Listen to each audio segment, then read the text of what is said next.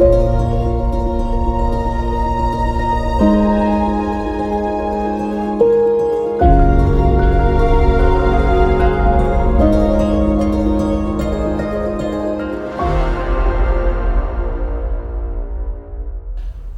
selam. Pro Sohbetleri 7. bölüm ile karşınızdayız. Bugün çok değerli bir konuğum, aslında birçok insanın tanıdığı Murat Özgener'le beraberiz. Abi hoş geldin. Hoş bulduk Levent Bey, çok memnun oldum. Ben de memnun oldum. Hem İstanbul'a hoş geldin hem de videomuza hoş geldin. Teşekkür ederiz. Bugün inanılmaz bir pro tadımı gerçekleştireceğiz. Mekan da çok güzel. Delmare'deyiz. Delmare tam Boğaz'ın kıyısında, Boğaz'a nazır bir mekan. Ve promuz da zaten görselinden de anlaşılacağı üzere Boğaz'ı da içeren, Boğaz görselini de içeren bir pro. Bugün bu pronun yaratıcısı Murat Özgener'le beraberiz. Murat abinin bugün bize anlatacağı çok şey var. 40 yıllık bir deneyimden bahsediyoruz. Evet. Babadan oğula geçen, hatta babayla beraber de devam eden. Evet. Ardından da sizin oğlunuz. Ya oğlum da getirdim, evet. Evet, oğlunuz da aynı Onun zamanda Cano pro O'Reilly ile. geldi, evet. Evet, o da aynı zamanda Cano da pro ile ilgileniyor. Ona Evet. da geçen bir serüvenden bahsedeceğiz. Abi en baştan başlayalım. Şimdi bilindiği üzere Kao markasının yaratıcısı Cano Aret Özgener. Çok güzel. Türkiye'de herkesin aslında bildiği, Amerika'da yaşayan ve bu markayı Amerika'da yaratan ama aslında Türkiye'de doğmuş, Türkiye'den üniversiteye, Amerika'ya giden bir aileden bahsediyoruz ve bu aile aslında dünyada markayla tanınan bir aile. Onun da temsilcisi Murat abimizdeyiz. Abi sendeyiz. En baştan başlayalım. İlk markanız, ilk pro girişiminiz nasıl doğdu, nasıl başladı? Vallahi yani Lületaş'tan başladı 1968 pardon da. Pipo'dan. Pipo'dan başladı. Evet. Pipo Eskişehir'den İstanbul'a giderdi. Dayım orada toplanır. Ondan sonra Nashville'e gönderiyordu Pipo'ları. Ve biz de evimizde alıyorduk. Evden, garajdan gönderiyorduk malı Amerika'da gönderiyorduk. Türkiye'den Amerika'ya. Evet, evet. Ve babam mühendisti. Onun için yani, pardon şimdi İngilizce STEM koyuyordu ama STEM, babam engineer, mühendis çalıştığı için düzeltti STEM'i. Ondan sonra insanlar dedi ki senin harflerini koyabilir misin Lületaş Pipo'da? Çünkü kalite çok daha yüksek olduğu için. Evet. Babamın harfleri CAO. Onun için CAO oradan doğdu ve o kaç senedir de 30 senedir yani 30 sene daha az aslında. 1994'te pro işe girdik. 90'da Evet. Humidor işe gittik. Ondan sonra 94'te pro işine girdik. Evet. Abi süper. Bu arada şu an bulunduğumuz ortam biraz daha kalabalık bir ortam. Arkadan müzik sesleri gelebilir. Ama yani videoyu çekebileceğimiz en iyi ortamdı. Evet, Çünkü doğru. birazdan da videonun sonunda da göreceksiniz. Final kısmında arka tarafta Boğaz Köprüsü yer alacak. Zaten Pro'nun simgesi de Boğaz Köprüsü. Bu arada Özgener Family Cigars dediğimiz marka yeni yaratılan bir marka ama 40 yıllık bir geçmiş. Önceden Kao markası, CAO dediğimiz Evet, marka yapılıyor, dünyada çok beğeniliyor ve bir firmaya satılıyor. Satıldıktan sonra epey bir süre pro üretemiyorsunuz sanırım anlaşmalardan dolayı. Doğru mu? Evet yani 2 sene vardı ama eski yerimiz, eski warehouse sanat yere döndürdük Nashville, Tennessee'de. O da Evet. Öz Arts, Az Öz Arts Arts, diye evet. diyoruz orada. Ama o da modern dans, film, Evet. tiyatro, müzik. Çok hoş bir yer ve non-profit diye yaptık. Ama 10 sene sonra, 13 sene sonra tabii ki bir tane pro yapmayı istedik. Onun için bu Az Family Cigars yoksa Özgener Family Cigars'ı başlatmayı istedik. Evet. Aslında çok iyi yapmışsınız çünkü renkler, isim zaten Bosphorus. Bizi yansıtan renkler, isim aynı şekilde. Pro'yu da bu arada biz dün aslında ilk defa tanıştık. Evet. Dün çok güzel bir etkinlikte beraberdik. Murat abi yine etkinlikte markanın geçmişinden bahsetti. Hatta tütünün nereden üretildiğinde tadımından bahsetti. Bu arada dün yapılan etkinlik için Piten Şeri'ye de teşekkür ediyoruz. Tabii. Zeki abi aynı zamanda Kaan Maslak tabii bizi bir araya getiren kişi. Evet, Ona evet. da çok teşekkür ediyoruz.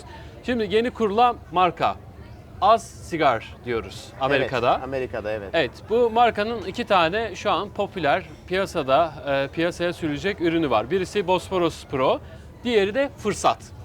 Fırsat var ve üçüncü de var Aramas diye. Aramas da Maduro olan. Aramas'la Maduro olan. Evet. Aslında Fırsat'ın bana hikayesi çok güzel geldi. Şimdi Fırsat dediğimiz Pro aslında gün içerisinde içebileceğimiz hafif bir Pro ama hafifliğiyle beraber aynı zamanda iyi güzel bir aroma alabiliyorsunuz. Yani eksik de değil Pro.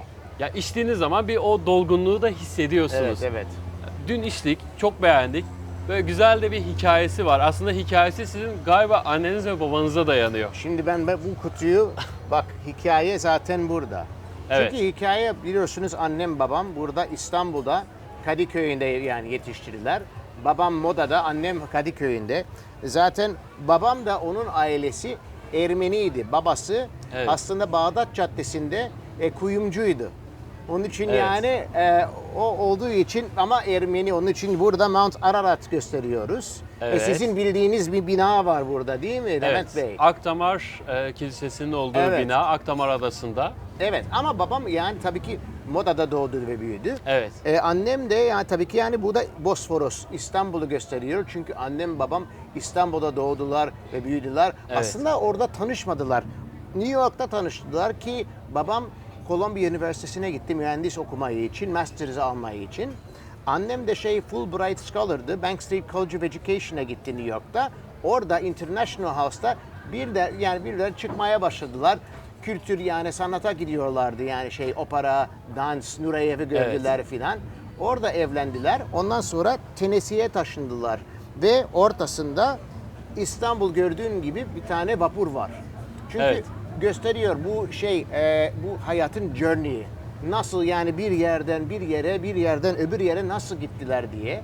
Bu işte tarih, hikaye ve bir Türk aile nasıl başarılı oldu bir değişik bir memlekette ve değişik memleketlerin tütünü nasıl koyacaksın, nasıl keyif alacaksın bu tatlardan.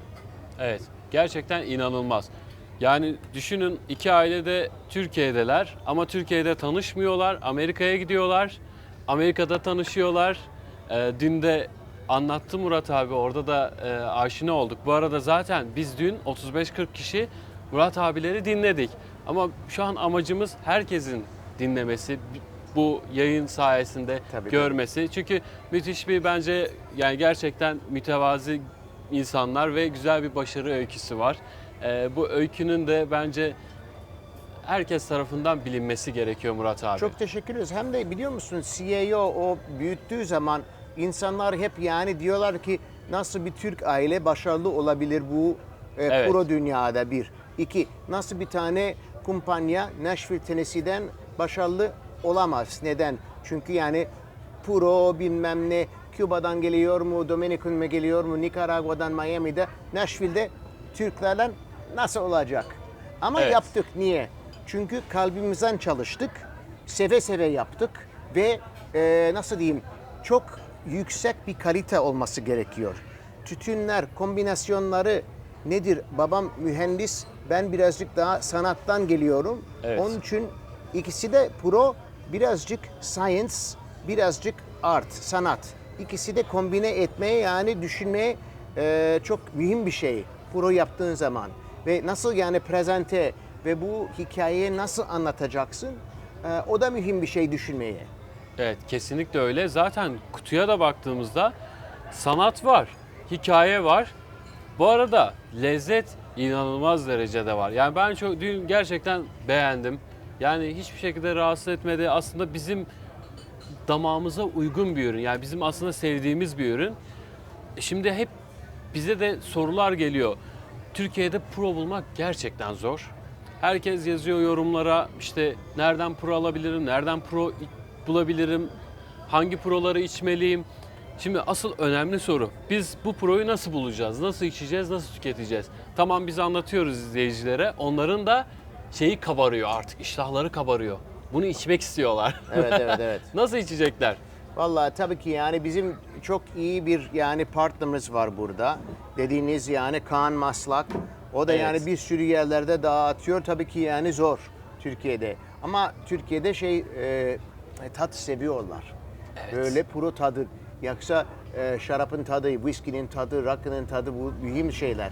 Onun için duty free'de orada koymayı istiyoruz ve bir sürü yani puroyu satanları orada da dağıtmayı istiyoruz. Onun için yani Kaan Bey birazcık daha iyi bilir bu işleri. Belki de size de söyledi. Evet, Levent bana Bey. da biraz bahsetti. Yani ilerleyen zamanda inşallah bir problem olmazsa Bosporus, Fırsat ve diğer yapılacak olan prolar, Az ailesinin proları Ve- inşallah Türkiye'ye girecek. Bak biliyor musun bana Instagram'da @özfamilycigars'da bir mesaj gönderirse ben söylerim. Nereden alabilirler yani burada Türkiye'de? Evet, Tabii Türkiye'de ki Kaan'dan tabii. yoksa İstanbul'da. Tabii. Kaan'dan da konuşayım ve mesajdan gönderirim. Abi bence şey yapalım artık, bizim bir klasikleşmiş bir olayımız var. Direkt proyu yakıp giriyorduk. Artık o kadar çok hikaye uzun ki. Bir prolarımızı yakalım. Böyle Bosporus şerefe dediğimiz yaparız. şöyle Tamam. şerefe.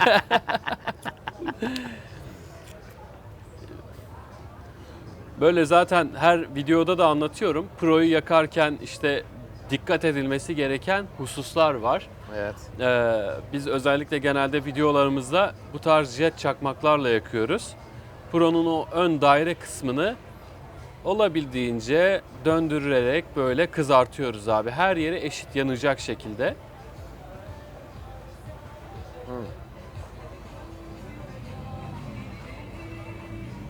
Murat abi neden box press?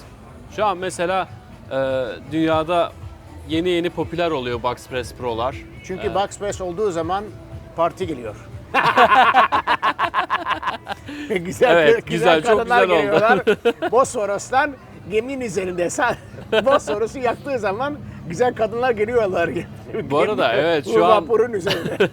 şu an bir vapur yanaştı ve vapurda da parti var sanırım. Tam sorunun üzerine geldi. Ama proyu yaktık, şimdi gidiyor bir değişik bir yere. Yok, box press'i seviyorum. Niye? Çünkü box press'te böyle yuvarlak başlıyor.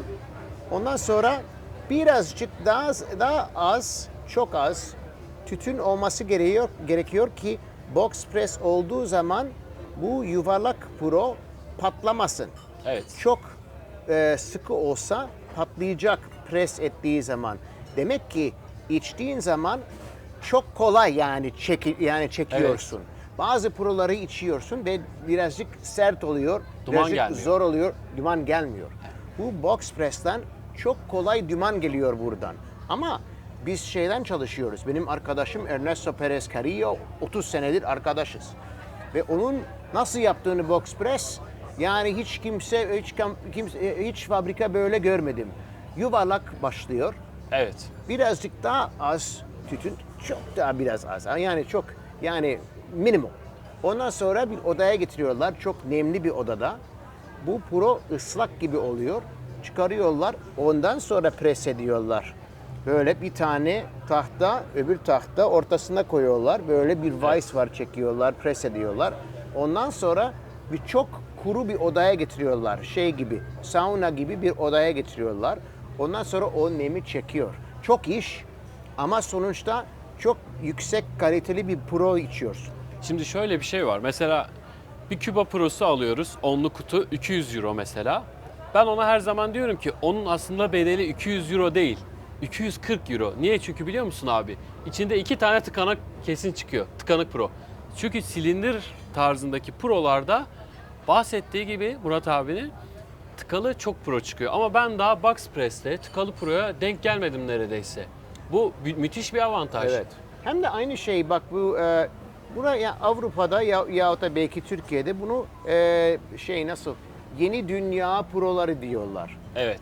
Ama aslında ve bu tütünleri Nikaragua'dan geliyor, Dominikan'dan geliyor, Honduras'tan geliyor, öbürü memleketlerden de geliyor. Kamerun'dan geliyor, Ekvador'dan geliyor, Kolombiya'dan geliyor, İtalya'da bazen geliyor. Bu enteresan kombinasyonları bir tane purun içinde kullanabilirsin. Ama Küba'da sırf Küba tütünden geliyor, biliyor musunuz? Zaten Evet, biz başka bir konuşuyorduk. şey yok. Blend yok. Sadece Küba. Mesela diyelim ki Cuba Tobacco, Nicaragua Tobacco ve Ekvador Tobacco'dan bir tane kombinasyon yaparsan ne kadar enteresan bir pro olacak.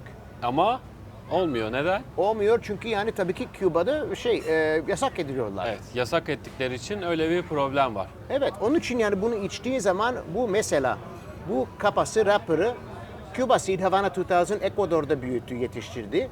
2 tane binder var. Bir tanesi Ekvador, Connecticut Seed Ekvador, öbürü Jalapa Nikaragua'dan ve tütünü içinde 3 değişik area Nikaragua'dan, Esteli'den çok yani fabrika olan yerleri, toprak yani simsiyah oluyor. Çünkü çok volkanolar var orada. Öbürü Jalapa'da daha kahverengi ve kumlu gibi Evet. ve kahve yetiştiriyorlar orada. Daha tatlı oluyor. Öbürü de bir ada Omotepe'de. Omotepe'de bir volkanolar Evet, var. volkanik patlamanın Evet. olduğu bir adadan bahsediyor. Evet, Orada da evet. enteresan O tütünler da üretiliyor. enteresan bir Evet. tütün. Onları kombine ediyoruz. Ondan sonra bu kombine ettikten sonra ve bu nem anlattım box press ettikten sonra purolar işte böyle duracaklar. Ve daha çok zaman durursa bu puro daha güzel olacak. Niye? Çünkü böyle tütünleri tatları birdenbire böyle yani yapışacaklar. Evet. Daha güzel bir tat geliyor ağzında. Kompleks yani. Şey de yani Pro'nun başlangıcı da gerçekten yani başlıyor çok farklı bir tatta başlıyor. Dün de içtim. Böyle ortalara gelince daha farklı nüanslar alıyorsunuz. Bilmiyorum ben böyle deri gibi yani ne bileyim odunsu bir lezzet var. Evet. Evet o hepsi hemen hemen hepsinde var. Ama gerçekten başlıyor ortalarda çok daha güzel, daha farklı lezzetler geliyor. Bitişte bambaşka bir pro oluyor. Yani Çünkü- onun sırrı nedir Murat Çünkü abi? böyle bir yaprak alıyorsun. Yaprağın tepesinde Evet. birazcık daha nikotin oluyor. Ve Aa, onu sardığı zaman o ya başta geliyor. Onun için yaktığı zaman böyle püf diye tat geliyor. Evet. Ondan sonra birazcık daha sakin oluyor. Ortasında yine bir tane oluyor. Niye? Çünkü o yaprağı yırtıyorlar. O uçtaki olan tipleri onu ortaya koyuyorlar. Aa evet. Onun için yani çoğu zamanları öyle oluyor. Şimdi aslında klasikleşmiş sorular var. Onları sana sormak istiyorum Murat abi. Sen sonuçta bir markanın sahibisin ama tamamen az family sigara unutalım. En beğendiğin pro nedir? Birisi Pledge, EP Carillo'dan 98 Carillo, rating evet. aldı. Sigara Ben de Aficionado'dan çok number severim, one evet. cigar of the year. Aslında bu Bosforos yani 93, 92, 90 aldı yani çok yüksek vertical rating. Benim tarihimde en yüksek vertical rating yani o bir. Aa, İki, araya giriyorum çok özür dilerim. evet evet. Bu pro bu arada 92 ratinge sahip bir pro değil mi? Cigar Aficionado tarafından. O boyu evet. Evet bu boyun yani 92 rating galiba sanırım en iyi 25 pro içerisinde. Evet. Şimdi Evet. o Robusto, bizim Robusto birazcık daha uzun boylu bundan. 93 oldu ve Sigara Aficionado'nun yani son en iyi 25 proların geçen senenin biri. Yani yeni başlamış bir Yeni marka. başlamış yani artık da yani bir küçük çocuk. Çünkü yani 2 Evet. senedir belki. 2 senelik bir proyu düşünün. Dünyanın en iyi 25 pro arasına giriyor ve 92-93 rating puan alıyor. Bu aslında böyle 2 yıllık bir pro diyemeyiz. 40 yıldan gelen bir Doğru, tecrübe. senin dediğim dost doğru. Çünkü öyle diyecektim ki babam burada olsa diyecektik 40 senedir bir şey öğrendin inşallah. Evet. Yani öyle mi? Yani babam öyle konuşuyordu. Onun Abi, için doğru. EP Carillo'dan bir numaraya koyduk. 2018'de en iyi seçilen proydu değil mi? O da bir tane ya, o proyu çok seviyorum. Birinci o, ikinci. İkinci ben Las Calaveras var Crowned Heads'te. Crowned Heads benim arkadaşlarım. Ben zaten onlarla çalışıyorum Nashville, Tennessee'de. Las Calaveras senede bir kere çıkıyor Amerika'da. Hep limited edition oluyor ama buraları çok tadı var. Yani çok güzel yapıyorlar. My Father fabrikada yapılıyor o puruları. Evet. O iki. Ve üçüncü benim en çok sevdiğim puro seviyorum çok. Padron Anniversary'yi severim. Çünkü Padron ailelerinden iyi arkadaşım oldu. Evet. Hem de Carlito Fuente'yi de çok seviyorum. Hem de Rocky Patel de benim çok iyi bir arkadaşım. Herkes güzel puro yapıyor. Yapıyor. Onun için yani herkesin puroları ben seviyorum. Seve seve içiyorum. Çünkü adamları da biliyorum. Çok iyi adamlar. Yani onlar da kaptan çalışıyorlar. Evet yani sonuçta bu o kadar güzel bir hobi ve kültür ki bunu yapan insanlar da gerçekten dediğin gibi abi kalpten yani sevgilerini, aşkı katıyorlar. Evet, evet. Yani yapanlar zaten belli aileler yapıyor. Dediğin gibi ben mesela Padron Aniversario müthiş bir pro. Fuente'nin de Opus X, Evet. yani rakip pateninde çok güzel proları var. Tabii, tabii. Biz o zaman bu soruyu bence değiştirelim. Ne yapalım? Tütününü en beğendiğin ülke diye yapalım. Nikaragua. Nikaragua. Nikaragua. Hangi bölgesi peki? Vallahi ben Jalapa'yı çok seviyorum. Jalapa. Esteli? Jalapa'yı çok seviyorum. Esteli de güzel Ben ama çok severim ama, Esteli. ama Jalapa'da bak yani en düşük boyu, orta boyu, üst boyu çok farklı. Çok enteresan. Birazcık daha burada pudra şeker. Bu yani plantin daha aşağı yaprakları pudra şeker gibi oluyor. Ortası pudra şeker, karamel de veriyor. Evet. Birazcık kahve de geliyor. Ve üstteki bir yani sen zaten önceden içtin sen Ankor. Evet. O wrapper'ı Jalapa'dan geliyor. Evet. O da yani çok o da çok rich oluyor. Çok özel. Çok yani onun için bence Jalapa çok enteresan bir region ve çok yani çeşitli. Yani tamamen puro yapabilirsin Jalapa'dan ve o dünya klas olur. Yani dünya kadar en iyi purolardan biri olabilir bence. Ama sonuçta onun da bir sınırı var. Belli kadar pro yapabiliyorsun. O da bir problem yani. Şimdi Türkiye'de de düşündüğün zaman Türkiye'de Küba proları popüler. Popüler ama dünyada da Küba prosu bulmak zor. Çünkü belli sayıda üretim var. Toprak belli bir sınırda, yaprak, fide, tütün belli bir sınırda çıkıyor. Haliyle dünyada böyle bir problem var. Peki sen abi Küba ile ilgili ne düşünüyorsun? Yani Küba prolarını seviyor musun?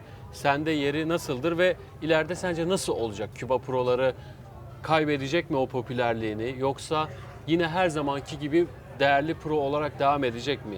Levent abi ben böyle bakıyorum. Şimdi şarap seviyor musunuz? Evet, severim. Tabii şarap yani sadece Fransa'dan şarap içiyor musunuz? Yok. Portekiz'den de, Aynı şey. belki Balkan, Bulgaristan, Sırp'tan da, Biz- Türkiye'den çok, de. Yani çok Evet. güzel bir şarap şimdi içtik biz Türkiye'den. Bu tütün de ve puro da aynı. Evet. Çünkü en sonuçta toprak, klima, nerede büyütüyorlar? Yani aşağı yukarı üzüm gibi aynısı bu tütünde. Evet. Onun için siz dersiniz ki Cuba Puro sadece Küba içiyorum. O demek ki yer sadece Fransız şarap içiyorum. Evet. Çünkü yani Fransa'da şarap yani başladı. Purolar Küba'da Küba'da başladı. Ama yani ilerlemek için değişiyor. Dünya değişiyor. Zaten babam böyle dedi ki hayatta bir tane şey var. One thing for sure is change.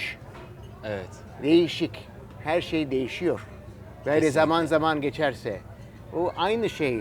Zaten yani çok enteresan kombinasyon kullanıyoruz. Birazcık daha nasıl diyeyim creativity olabilirsin bunlarda. Onun için yani burada dünya tütün kullanıyoruz bunda. Onun için çok enteresan oluyor.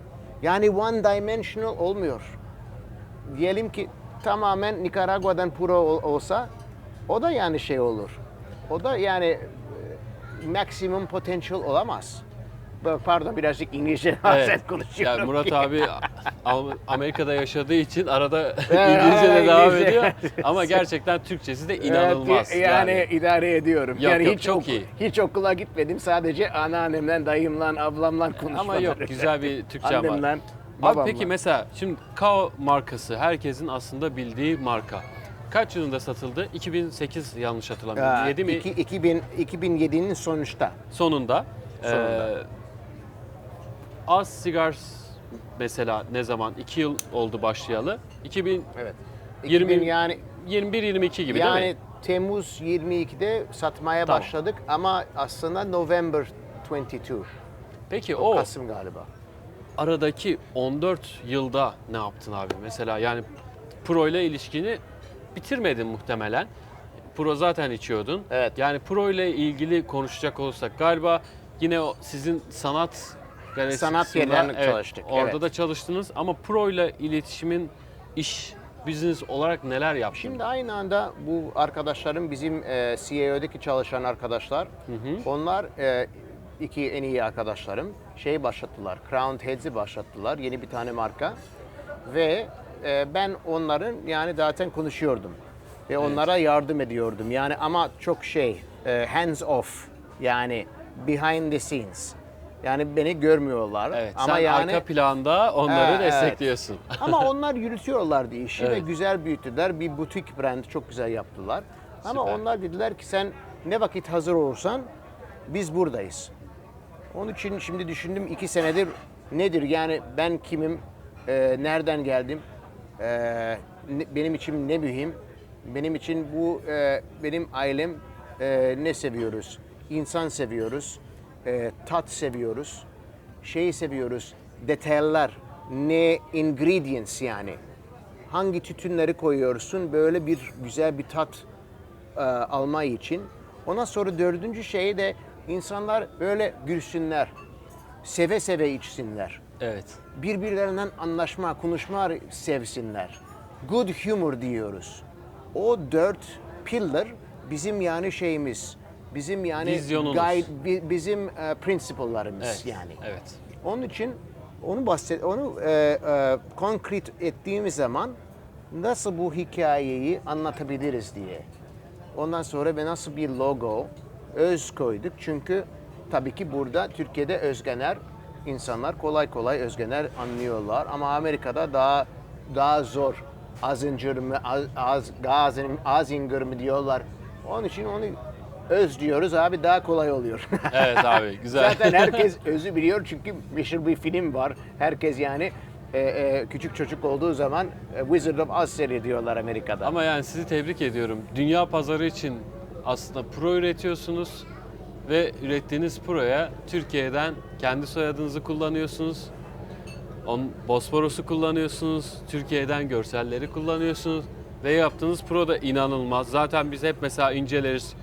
Bir proyu içtikten sonra o külünde bile, o külündeki asalet bile pronun nasıl olduğunu gösteriyor aslında. Evet. Baktığınız zaman katmanlar, külün rengi, dökülmemesi, bunlar gerçekten pronun bir Ve kalite Levent- göstergesi. Ve Levent Bey, senin dediğin gibi çok doğru.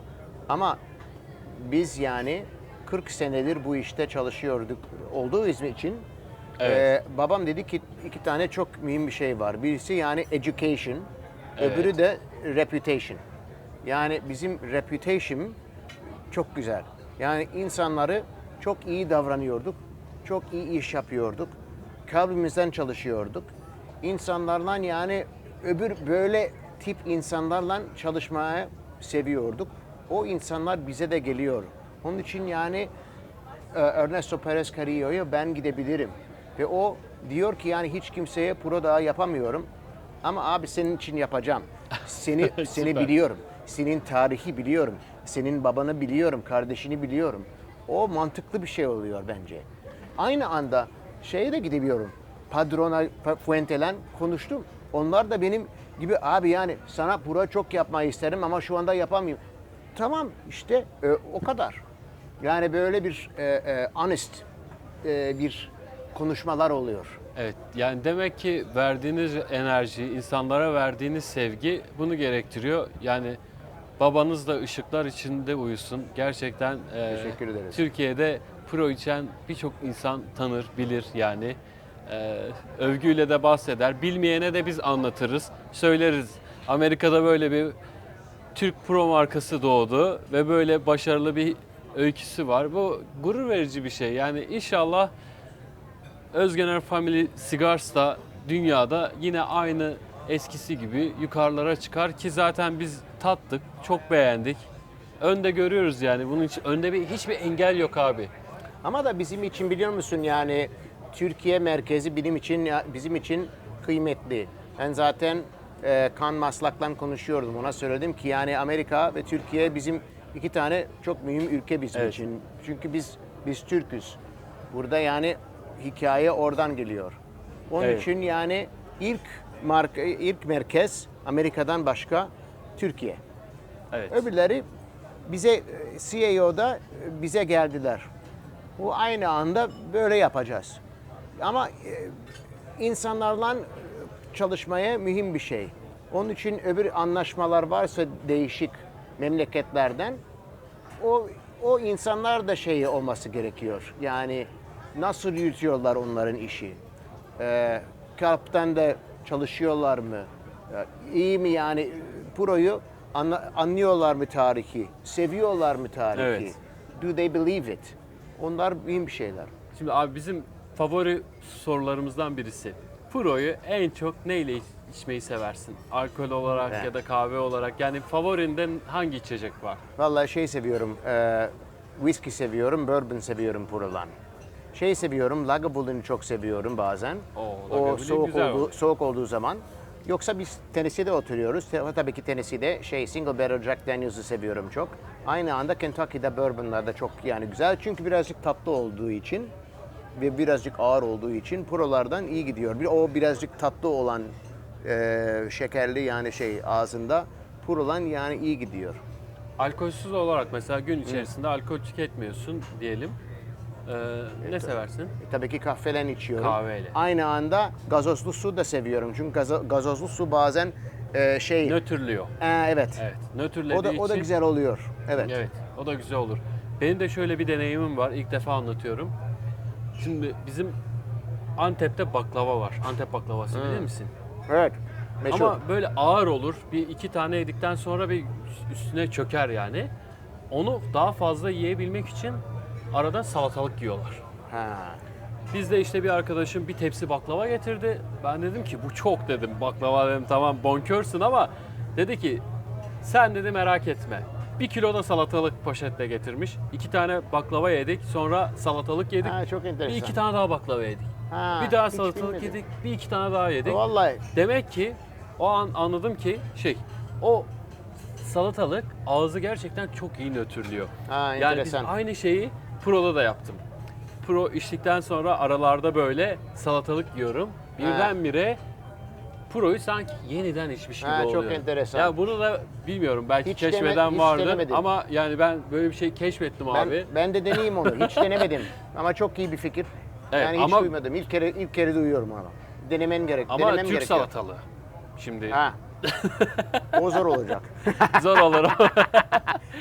belki Levent Bey sen gönderirsin bana. ben kargoyla gönderirim de bozulur ama. Onu artık bir şekilde ayarlamak lazım. Burada da Çengelköy salatalığı var çok meşhur. Ha. Onunla denemek lazım. O güzel. Murat abi şimdi biz dediğimiz gibi Bosporus Prosu dediğimiz zaman Boğaz, İstanbul artık Marmara Denizi aklımıza geliyor. Oraya geçelim. Orada da bir kapanış yapalım. Senin de çok vaktini almayayım. Zaten Türkiye'ye geldin. Sınırlı bir zamanın var. Bize de vakit ayırdın. Yani çok Tabii, teşekkür tabii. ederim. Biz direkt şeye geçelim o zaman. Tamam geçelim. Kıyıya geçelim. Çok teşekkür ederiz Levent Bey. Dediğim gibi finali Pro'nun da ismini aldığı Bosporus'un manzarasında, eşsiz manzarasında Yani- final yapacağız. Zaten Ya. burada da yer alıyor Bosporus. Çekebileceğimiz en iyi yer. Daha ne istiyoruz Abi yani? çok iyi seçim yapmışsınız ama. Çok güzel, çok Murat memnun abi oldum. gerçekten çok sempatik bir insan. Çok teşekkür ediyorum ona. Biz teşekkür ederiz. Türkiye'ye geldi, sefa getirdi. Videomuza da katıldı. Çok güzel bir video oldu. İnsanlar da merak ediyordular. Biz Evet. yüz yüze dinledik ama size de bu şekilde ulaştırıyoruz. Abi ayağınıza sağlık. Yok elinize sağlık. Çok İnşallah teşekkür ederim. böyle Çok hoşuma çok- gitti. çok Levent güzel Bey. yerlere Evet. gelir. Ama Türkiye'de eminim ki herkesin başucu prosu olacak. Teşekkür ederiz. İlk defa bu kadar bir proyu övüyorum bu arada. Teşekkür O ederiz. beğendiğim için. Evet çok memnun Seni oldum. seviyorum, o ayrı. Pro'yu da seviyorum, o da ayrı. Ben de çok memnun oldum Levent Bey. Evet abi, teşekkür ederim. Burada teşekkür kapatıyoruz. ederiz. Abi Tamam. demek istediğin bir şey var mı? Yok. Yani inşallah herkes bu proyu deneyebilir. Bosforos'ta bizim gibi. Evet. Yoksa Bosforos aklında olsun. Bir de videoları izleyenler video izlerken Pro yakıyorlar, içiyorlar. İşte O yapsınlar. an videoyu da izliyorlar. O zaman onların da dumanı bol olsun. Evet. Çok teşekkürler. Teşekkür Sağlıcakla ederiz. kalın.